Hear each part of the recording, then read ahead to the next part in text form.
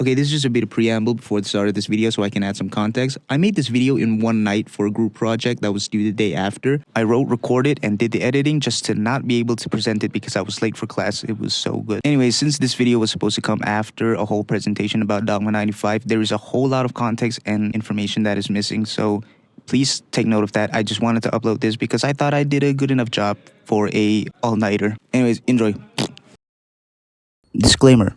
I did not end up watching all 35 Dogma 95 films. Surprisingly, trying to find every movie in a foreign language avant-garde movement is not impossible. Secondly, I will be straight up spoiling these two movies. If you have any qualms about spoilers, I do not care. None of you are going to watch them anyways. Are you even listening? Stop talking. What is the Dogma 95 movement? Well, I did a whole presentation on it, so I'd assume everyone is pretty well versed in the topic by now. If not, you probably should have listened and kept your mouth shut. But in all seriousness, what was this movement? It had all these rules that not everyone followed. Even the founders themselves broke up few rules every now and then. Never really found much critical praise outside of a select few films, and it just ended in 10 years with a definitive statement from the creators who, mind you, only contributed one film each. What was the point?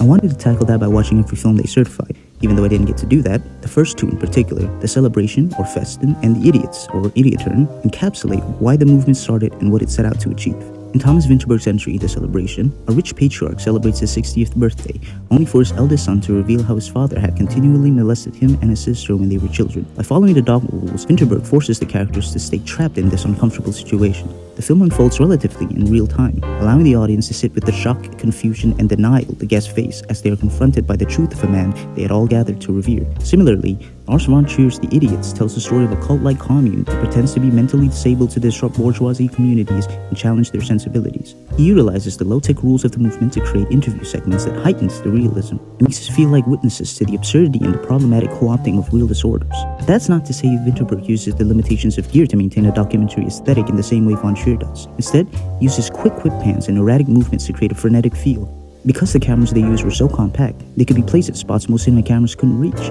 creating an almost dreamlike atmosphere at times. I would like to mention another film that utilizes creative camera placements like this in a similar situation, Love and Pop by Hideaki Anno, the creator of Evangelion, but that's as far as I will get with that. So what was the point of Dogma 95? Well, by judging from these movies, the rules show us that by constraining filmmakers to the real world and keeping actions grounded, the performances become the primary engine of the story. It binds them with rigid borders to let their creativity bloom, giving us unflinching glimpses into human lives. It might not always be as absurd or shocking as these films, but it motivates us to stay in the world of the movie and keeps the focus where it belongs, on the characters.